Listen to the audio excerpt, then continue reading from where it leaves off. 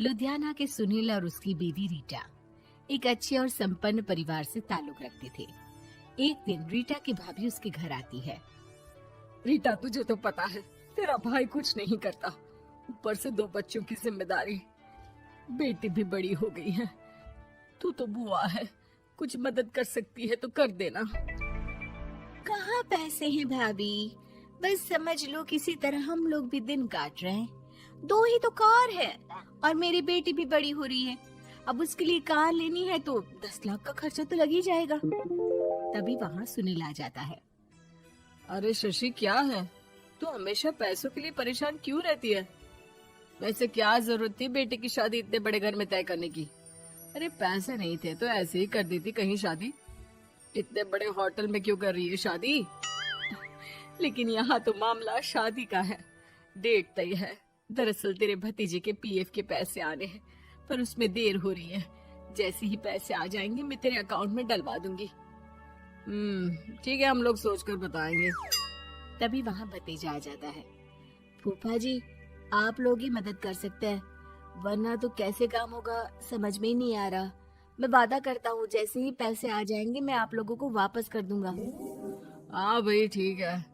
अब देख भाई, हमारे लड़के तो सारा दिन घर पर पड़े रहते हैं, ना कमाते हैं ना कुछ कमाने की इच्छा रखते हैं। लेकिन चल, ये ले, कितने पैसे चाहिए? जी 4 लाख रुपए। ठीक है, लेकिन पैसे ध्यान से वक्त पर वापस लौटा देना। सुनील मुसीबत के वक्त बीवी के भतीजे की मदद तो कर देता है, लेकिन उन लोगों के जाने के बाद देख ले रीटा, तेरे मायके वालों ने मांगा तो दे दिया, वरना इन लोगों का मुझे कोई भरोसा नहीं है। अरे क्यों भरोसा नहीं है? इससे पहले तो कभी इन लोगों ने आपसे मदद भी नहीं ली। हाँ, ली तो नहीं, लेकिन पैसे की किल्लत ही रहती है ना इन लोगों के पास। अरे ठीक है ना, नहीं लौटा पाए तो भतीजे के ससुराल से निकाल देंगे।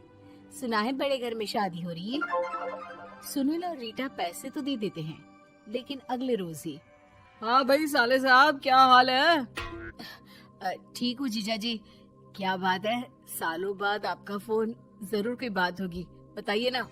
अरे वो तेरी बड़ी भाभी आई थी, बेटी की शादी कर रही है ना, तो पैसे लेने के लिए मैंने दे दिए 4 लाख। सोचा भाई किसी गरीब की बेटी की शादी हो रही है, पुण्य मिल जाएगा। अच्छा किया जीजा जी, उनका बेटा बहुत मेहनती है, जल्द ही लौटा भी देगा। वहीं रीटा भी फोन करके हर किसी को पैसे देने की बात करती है। रीटा की भाभी शशि के पास उसके भाई का फोन आता है। तूने सुनील से पैसा लिया है क्या? नहीं भाई, सिर्फ बात की है, बोल तो रहा है कि दे देगा। वो लोग मदद करने वालों में से नहीं है, और मदद कर भी दे लेकिन समाज में गा गा कर हालत बुरी कर देते हैं। अब गाने दीजिए ना भाई, मैं क्या कर सकती हूँ, मेरे पास कोई ऑप्शन भी तो नहीं है। बेटी की अगले हफ्ते शादी जो है। शशि की बेटी की शादी हो जाती है, लेकिन शादी के 1 महीने बाद ही सुनील का फोन भतीजे के पास आता है। हाँ भाई, शादी तो हो गई हम लोगों की दुआ से। अब देख, ऐसा ही फायदा होता है पैसे वाले रिश्तेदार हो तो। तेरे वक्त पर हम कैसे खड़े हो गए थे, लेकिन अब पैसा लौटा दे भाई। जी, मैंने पीएफ के लिए अप्लाई कर दिया था, उसकी नोटिफिकेशंस मैं आपको भी भेज देता हूँ। मुझे लगता है 10 दिन में पैसे आ जाना चाहिए।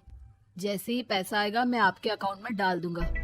और ना जी ना, कोई नोटिफिकेशन नहीं चाहिए, पैसा चाहिए, पैसा। अब ठीक है अंकल, बस 10 दिन का समय दे दीजिए। अभी हफ्ता भी पूरा नहीं होता कि भतीजे के पास उसके गांव के दूर के चाचा का फोन आता है। अरे बेटा, क्या बात है, सुनील के कोई पैसे ले रखे हैं तो दे क्यों नहीं देता? हाँ चाचा जी, बात तो हुई थी, 10 दिन का वक्त मांगा है, उम्मीद है हो ही जाएगा।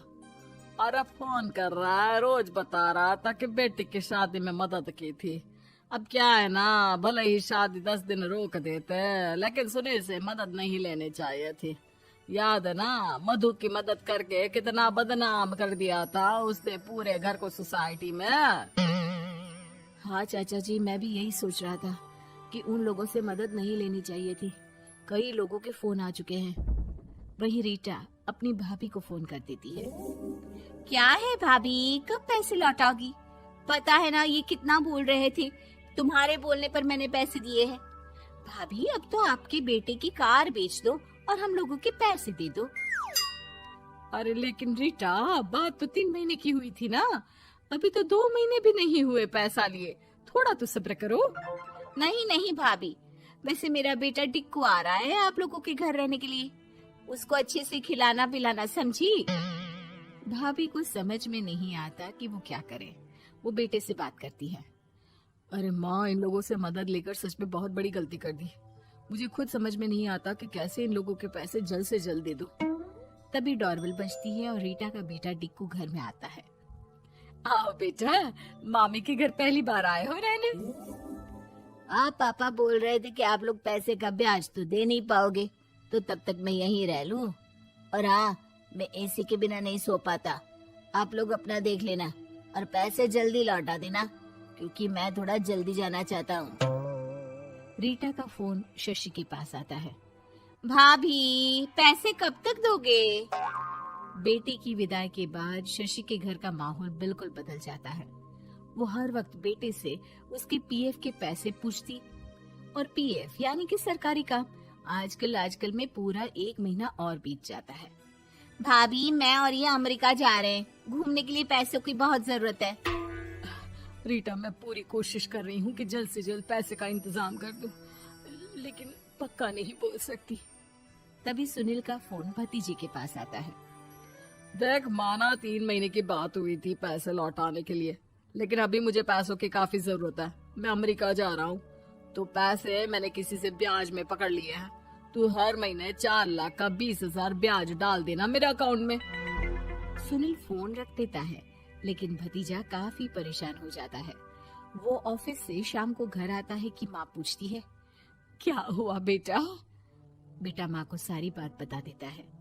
माँ भगवान के सामने हाथ जोड़कर खड़ी हो जाती है और रोने लगती है कि तभी बेटे का मोबाइल पर मैसेज बजता है। माँ, पीएफ के पैसे आ गए। और वो ऑनलाइन ही सुनील के पैसे वापस कर देता है। भला हो भगवान का। लेकिन आज एक बात तो समझ में आ गई, मदद हमेशा उन लोगों से लो जो मदद के बदले आपसे मदद में दी गई रकम ही वापस लें, ना कि समाज में आपकी इज्जत।